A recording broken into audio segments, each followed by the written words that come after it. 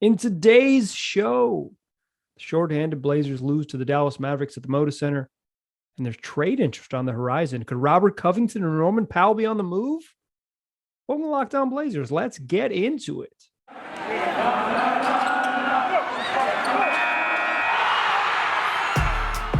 You are Locked On Trailblazers, your daily Portland Trailblazers podcast.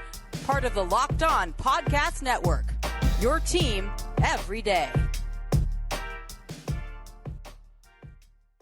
What's up, world?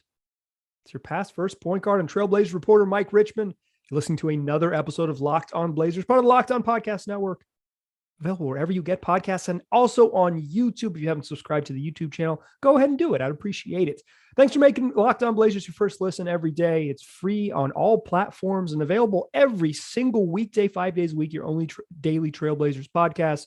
Come back and join us. Tell your friends to do the same. In today's show, we're going to talk about the Blazers losing to the Dallas Mavericks. Super shorthanded Portland drops a home game to the Dallas Mavericks, their second straight loss. Then we're talking trade stuff. There's interest in Robert Covington all around the league. He's very likely to get moved. Who might be trading for him? We'll talk about that to close the show, as well as Norman Powell. There might be some teams that are after Norm as well.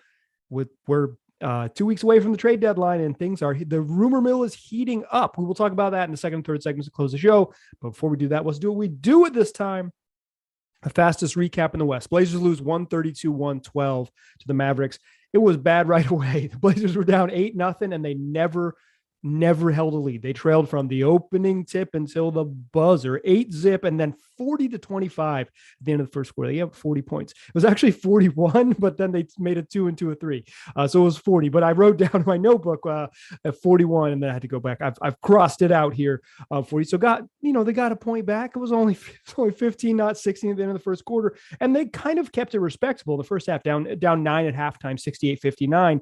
CJ had a nice little first half, 7 points, 3 boards, 4 assists in 13 minutes. He was +8 in a game where the Blazers were down 9. That means they were outscored by 17 in the 11 minutes that CJ was not on the floor. The Blazers made it a game in the third quarter. Like, they were in it, and they were down 80-76 with 4 minutes to go in the fourth. And then the Mavs closed that quarter on an 18-5 run, went into the fourth with a 17-point lead, and that was all she wrote. The Mavs cruised from there. We got garbage time late, 132-112 Mavs win. That's your fastest recap in the West. 23 points for Anthony Simons to go with 7 assists. CJ McCollum added 20 and 6 assists, 18 and 8 boards for Yusuf Nurkic, 19 for Norman Powell, and 2 for starter Tony Snell. That's right, starter Tony Snell, because the Blazers were extremely shorthanded in this one. Already playing without Zeller out for the rest of the year. Damian Lillard probably out for the rest of the year.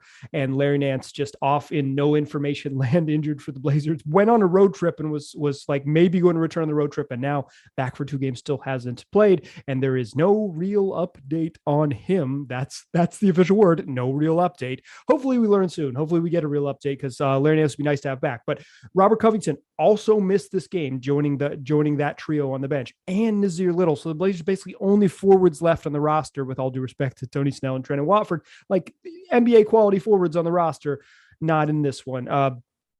Both those gentlemen are injured on the last night in that loss to the Minnesota Timberwolves. It's a left shoulder strain. The Blazers have called it a sprain and a strain for Nassir Little.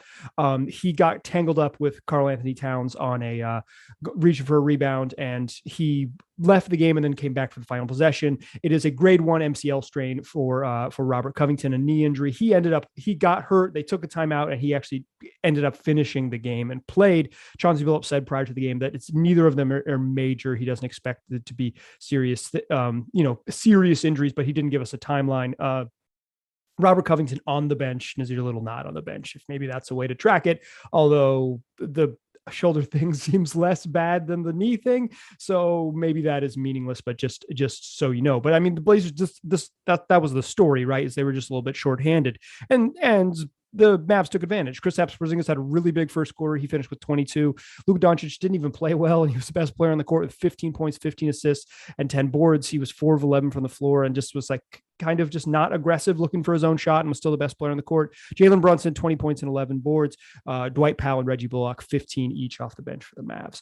This game was about talent. I mean, it was about some other things. Like I thought the Blazers, they played pretty well the previous evening, and they were missing some guys. And when you're missing some guys, you want to keep yourselves in the hunt. And the Blazers, gave up 65% shooting and gave up 5 3-pointers and 40 points in the first quarter. And they were not in the hunt. The hunt was pretty much done. They hung around, played well in the second quarter to stay with it, played well the opening 8 minutes of the third quarter to stay in it.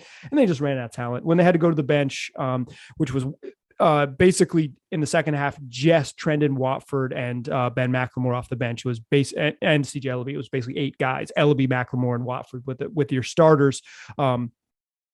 They got exposed a little bit just because they're missing some offense. Greg Brown made a first half cameo and then played at garbage time, and Keldon Blevins only got some garbage time minutes. All 10 available Blazers played. Dennis Smith Jr. also missed this game with an ankle injury. He was questionable heading into the game, and he was ruled out before tip off. Blazers could have used him just because Dennis Smith Jr. is pretty good. He's a pretty good backup point guard. There's not like a big takeaway from this game. I don't have red hot takes. This was a talent game, and the Blazers didn't have enough talent, and it showed. The start was the problem. Like you start flat in the first quarter, and you're already playing with a talent deficit. You're not going to win. You're not going to come back from down 15. The Mavs are a pretty good team. They were coming off a 38-point loss last night. You knew they were going to be ready for it, and the Blazers they weren't attentive enough to making things tough on the Mavs early. Their defense was bad, and that was it. The game was basically over, or at least they were in scramble mode, and they used all that energy to stay with it in the third quarter, and that's your ball game. We don't need to spend much more time on this. This is little T tanking. They didn't have enough NBA players. They lost the game. They fall to 20-28 on the season. Not an intentional loss, but this is what tanking looks like. You do not have enough NBA players to play a game. Maybe this is a direction they head in the future, but this wasn't anything more than a really bad start, and then just not enough good players to come back against a pretty solid Mavs team. But let's shift gears. Like I said, let's talk about trades. Robert Covington, Norman Powell. We'll start with RoCo. We'll talk about Powell. Is what we'll do to close out the show. But before we do that, I want to tell y'all about betonline.ag. It's the fastest and easiest way to bet on all your sports action. That's all it is. Whatever that sports action is. The NBA's regular season still chugging along with games every single night. The NFL playoffs that are down to the conference finals. The NHL's regular season, which is rolling along as well. If you want to bet on soccer all over the globe, football, if you're listening from somewhere else, or you want to bet on combat sports like MMA, it's all available there. Plus, you can play your favorite Vegas casino games all on betonline.ag. If you go right now and use the promo code Locked On, when you're making your first deposit, you'll get a 50% welcome bonus. $100 magically becomes $150. You can get in all that action I just talked about. So don't wait. Go take advantage of this great offer. That's Bet Online, where the game starts. All right. Let's keep it rolling. We talked about the Blazers' loss to the Mavs. Okay. Move along. A 20-point loss at home, coming off a good road trip to lose back-to-back games, lose a close one that you could have had. A couple guys get injured, and then you just get walloped. That's it, and that's all. Let's talk about trade stuff. There's some reporting from Michael Scotto over at Hoops Hype, and Robert Covington is the big old name on the headline. The headline is actually Ben Simmons, but for our purposes over here at Locked On Blazers, Robert Covington is the name in bold. It had been reported earlier this week by Mark Stein, an independent NBA reporter on his Substack. I don't know what credit him. Mark Stein, NBA reporter Mark Stein, reported that the Utah Jazz have expressed interest in Robert Covington, and Michael Scotto, confirmed that report and said, in addition, the Minnesota Timberwolves and Cleveland Cavaliers also have interest in Robert Covington. Of these teams, I think the Cavs seem to make the most sense as a trade partner. Let's walk through this together a little bit. The Jazz, the money that makes the most sense for the Jazz to trade with Joe Ingles, and the Jazz don't have picks really to trade. They've traded away a lot of their picks. They can't trade away a first-round pick until 2027. Now, you might say, Mike, a first-round pick in 2027 from the Jazz is a pretty good bet. Let's do it. I think so too, which is why I don't think the Jazz would. That's like the last of their firepower. Maybe you get that for RoCo. I think that's best case scenarios, like Joe Ingles and the 2027 first round pick. That's, whatever, top 15 protected, lottery protected. That seems like a good deal from the Jazz, but they have gone all in to make so many trades that I'm not sure that that RoCo is the guy that they kind of spend their last protected first round pick chip on, but maybe. Straight up, Joe Ingles for Robert Covington does not do it for me. Joe Ingles had a historic shooting season last year. He's not that this year. I think his defense has taken a step back. His playmaking would help the Blazers, but he doesn't answer their essential question, which is how do you defend around Damian Lillard? RoCo doesn't really answer that question. And and the reason the Jazz would be trading for him is because he'd be a significant defensive upgrade over Jingling Joe Ingles. So not for me. I don't love the Jazz's sort of trade chips, but if other teams are involved, sure. RoCo could end up in Salt Lake City. It's whatever. Minnesota, Minnesota just doesn't have a lot of big money contracts. And they have very few guys who are under contract for next season. They have really, other than their stars, like pretty clean books next year.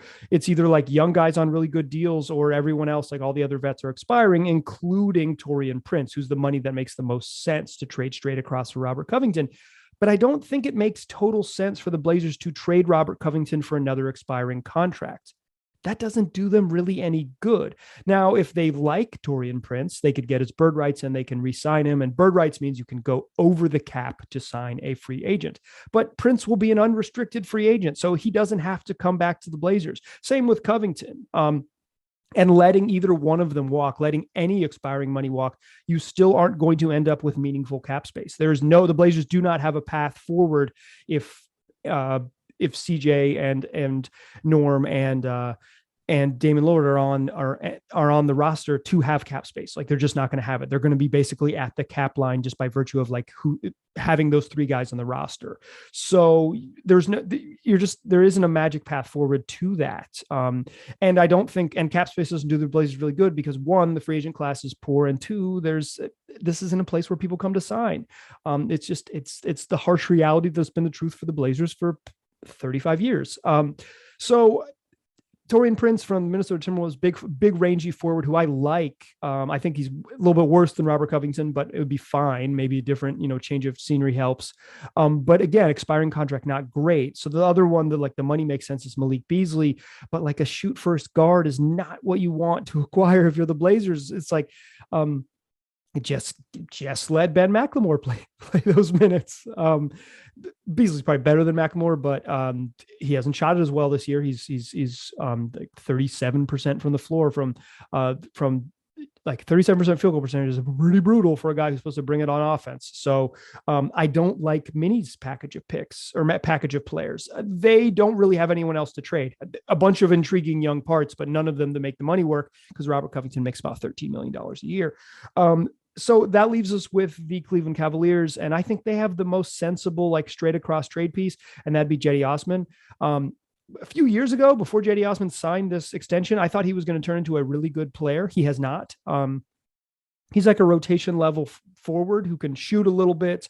I thought he was going to have more off the dribble juice. I thought he was going to be able to run pick and rolls. I thought he was going to be like a real 3-and-D, interesting playmaking wing. He's not. He's kind of just like a big standstill forward. But his money is on the books in the future. So you could trade for him. He'll be on the roster next year. So he'll actually be able to play and you'll be able to potentially trade him in the future. RoCo for Cedi Osman is not like a trade I would get excited about. I'm not encouraging you to get excited about it. I'm just saying of these teams that Michael Scotto of Hoops Hype has given us, the Jazz, the Cleveland Cavaliers, and Minnesota Timberwolves, that one makes the most sense. That one's the most reasonable one. Also not that enticing. Scotto says in the same piece, it's actually a transcription of a podcast, but I didn't listen to the podcast. I read the transcription. So I appreciate that work, transcribing podcast. That's good stuff. So that Robert Covington is very unlikely to net a first round pick in return. So you're trading him for multiple seconds or players. And if you're trading for players, I don't think you want expiring deals. I think you want players that can play. I don't think you want a Taurean Prince. And I don't think you want an aging Joe Ingles. Like I'm not trying to sell you on Cedi Osman, but of these names, and you just like a quick scan of the rosters for money that makes sense. This is the closest thing to money that makes sense. And not that enticing, but this might be the market for Robert Covington. Although if there are multiple teams interested, perhaps his market gets driven up a little bit. Perhaps the asking price works in the Blazers' favor. In addition to those three teams, that's Utah, Cleveland, and Minnesota, Jake Fischer of Bleacher Report reported that the Sacramento Kings have some interest in Robert Covington. I think this has been the long linked idea that so many listeners have sent me for Marvin Bagley for Robert Covington. I think maybe it's worth taking a swipe on. Bagley's you're gonna have to pay Bagley this summer. He's gonna enter. You're gonna have to make a decision on what you want to do with him entering free agency. But I know he went to Duke, so like grain of salt if you're listening to this Tar Heel talk about him, but like I'm not a Marvin Bagley believer. If you are, cool. I think RoCo for Bagley is maybe the biggest upside swing you can take, because Bagley in a new situation that isn't the stink of the Sacramento Kings might be good. It's just, if you're asking me my opinion, I don't think he's gonna be good. I don't see it. I don't see it. It doesn't do it for me. Those are the teams. Those are kind of, I think that's, if nothing else to be gained from this segment, that's kind of the range of quality that you're getting back in a RoCo trade. They trade him they trade 2 first-round picks to acquire Robert Covington. They're not going to recoup that. He was pretty good last year. He's been pretty good since he was benched, but he was bad to begin the season. He certainly had some ups and downs, and it started way down and has gotten better from there. I think over the last 6 weeks, he's been good, good and shooting well, pushing 40% from three. Like but he's not the super enticing young defensive Swiss Army knife helper that he once was. He could help a good team, and the Blazers can hope to get back something of value, but the something of value is sort of the Joe Ingles, Cedi Osman, Taurean Prince type of level of value. Marvin Bagley, if you're really a believer. Let's come back in the final segment of this fine podcast. It's late at night and I'm having trouble with transitions. I'm just going to give it to you, y'all. We're going to come back in the third segment. We'll talk about Norman Powell, and the Blazers have a road trip coming up. We'll talk about both of those things. There's some interest in Norman Powell trade-wise, and the Blazers are headed out for 4 games on the road. What can we expect from that one? That's what we'll do in the third segment. Join me there. Still a pass first point guard. Still Mike Richmond. Still listening to Locked On Blazers. We talked about Robert Covington's trade value in the previous segment. Now let's talk about another wing for the Blazers who's going to get some trade interest, and that is Norman Powell. Norman Powell signed a 5-year, $90 million extension this summer. That means that he is under contract for 4 more seasons after this one at an escalating rate of, average annual value of $18.5 million. But I think it's 17 and some change, 18 and a half, 19 and some change is how the numbers work moving forward. So I think that's about starter money, and Norman Powell is, at least I think you can project him for, this season or next season and the year beyond. It's probably a starting level NBA player. He's going to be 32 the final year of that contract. I think you could argue that that's, maybe an overpay at $19 million a year, but he can shoot and he competes on defense. That's the type of player that teams are after. And one of those teams that may very well be after the services of one Norman Powell is the New Orleans Pelicans. No one has reported this, but my colleague and friend, Jake Madison, who hosts Locked On Pelicans, did a whole episode that you can go listen to right now in your feed. It's waiting. It's also on YouTube, wherever you get podcasts free in 5 days a week. That's how we do it here on the Locked On Podcast Network. But Jake did a whole show about whether the Pelicans should be after Norman Powell and what that would look like. And I think that is intriguing because what the Pelicans are going for it. They are one of the lone teams in the bottom half of the West that's really wants to make the play. And they're in this weird range. There's a lot of, there's the Kings would like to make the playoffs, but they stink. They might just blow it up. The Spurs don't care. The Rockets and OKC are actively avoiding it. The Blazers are in no man's land where they don't want to make it, but they're too good and going to end up in the play-in. But then they might, make some trades to avoid the play-in, but then they also need to be good next year. They're truly in no man's land. The Pelicans, though, RoCo are specifically going for it. And going for it means they need NBA quality guards to go help them play. Nickeil Alexander-Walker, who did hit 6 3-pointers and truly ruin a Blazer game by getting really hot in the fourth quarter, it just hasn't done it for him. Devontae Graham has his moments, but they could use another quality guard. And so what Jake pitched was like, maybe Norm is a guy to go after. He's a vet who can help you. He can make it happen. And then he could fit on the team going forward. So the question is kind of, what would that look like? And I think Jake lays it out. You can listen, like I said, it's on YouTube or wherever you get podcasts, what it might take. If I'm the Blazers, I would try to get Josh Hart back. Josh Hart is better than Norman Powell. That might be a hot take for some of you, but I'm a big believer in Josh Hart. I think he's really good. And he's the type of role player that could always help.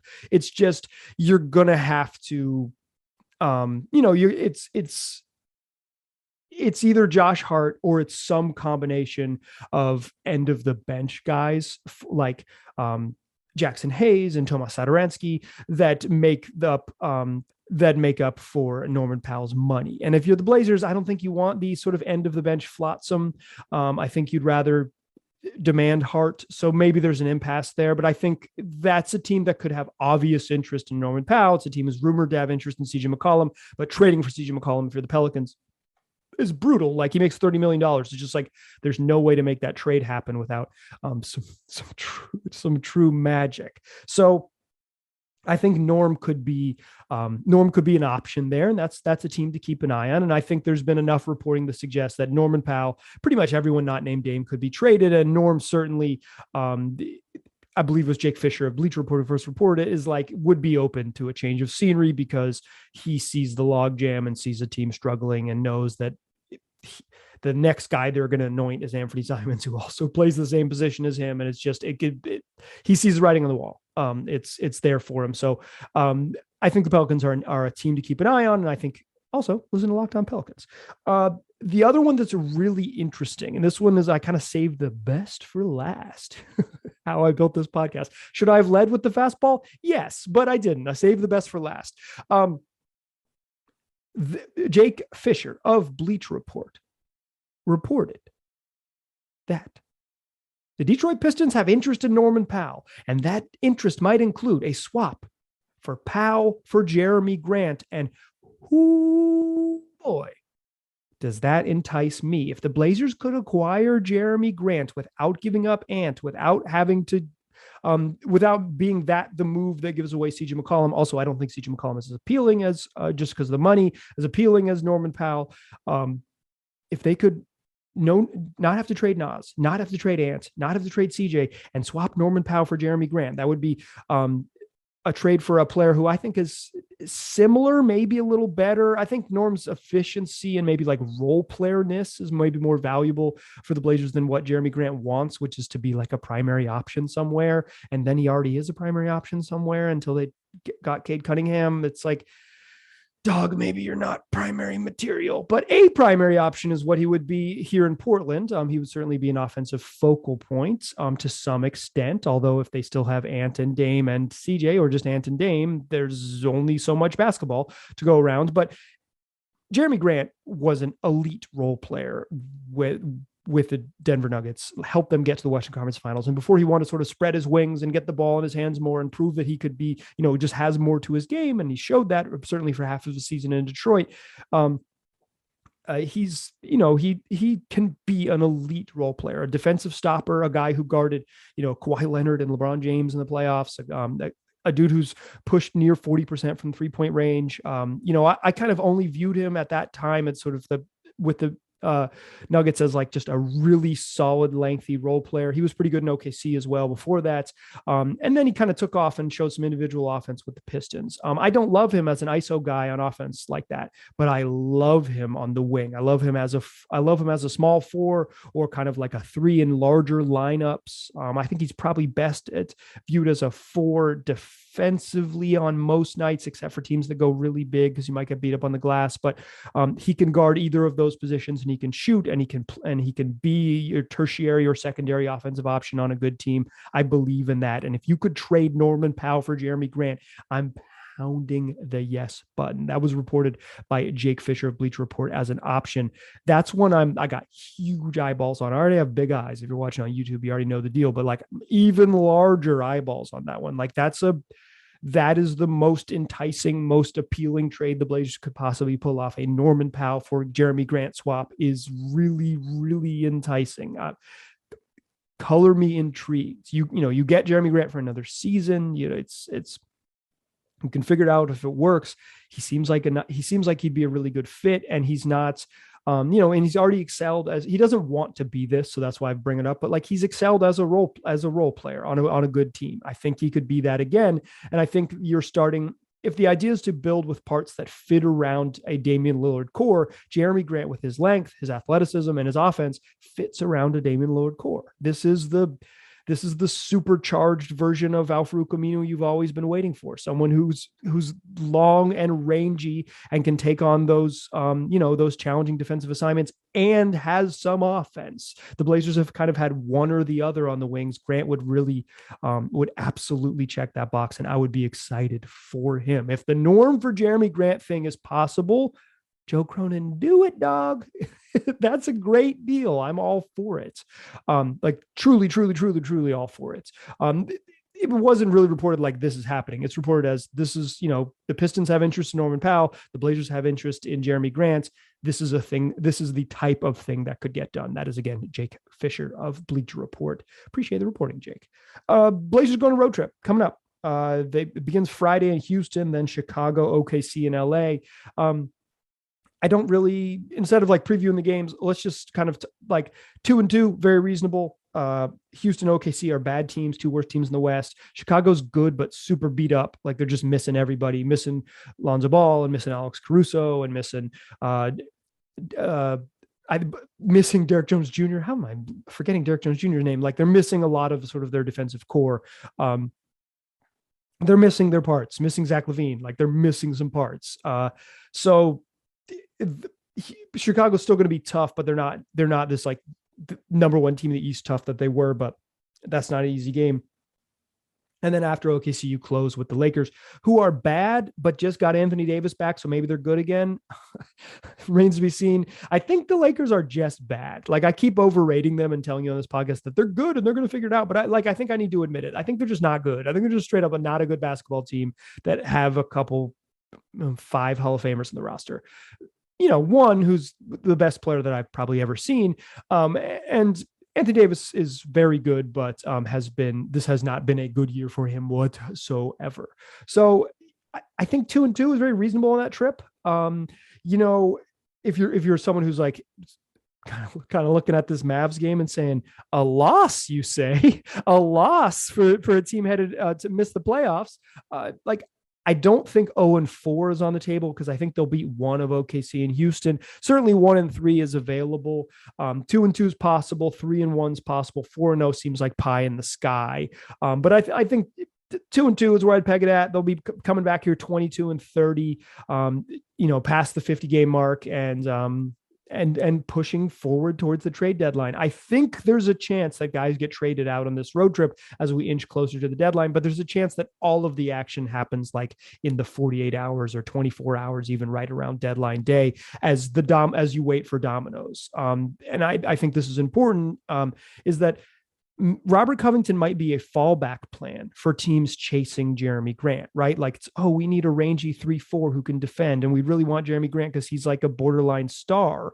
Oh, we didn't get him. Okay, now we'll go Robert Covington, right? Like now you'll backtrack. And it's like, maybe teams who are after kind of like a Buddy Hield, okay, we really need some offensive punch, say, that didn't work. What if we get Norman Powell? Like he's better defender, maybe not as good of an offensive, like just pure shooter, but like, what if, and it's like more financial commitment. So like, I think some of the dominoes for the Blazers, since they have some secondary choices, that's how it will work. Of course, if the magic Norm for Jerami Grant trade happens, the Blazers are that domino, baby. So maybe it'll happen. I think that's what's ahead. I know what's ahead for this very podcast. It's we've got one more show on Friday. I believe a local reporter from The Athletic is going to join us, but we weren't able to nail that one down. And I promised you last week, and then I struck out. So I don't want to promise again, but probably a local reporter from the website theathletic.com will be joining us. On the show on Friday. So come back. We'll have a show regardless, but I believe it'll be an interview show with a recurring guest here. So come back and join us for that one. Tell your friends about this podcast. Make the show your first listen every day. Make it part of daily routine, and then tell your friends to do the same. It's available on all of your platforms, YouTube and every single podcast carrier. So just search Locked On Blazers and you'll find us. Appreciate you listening. Talk to you soon.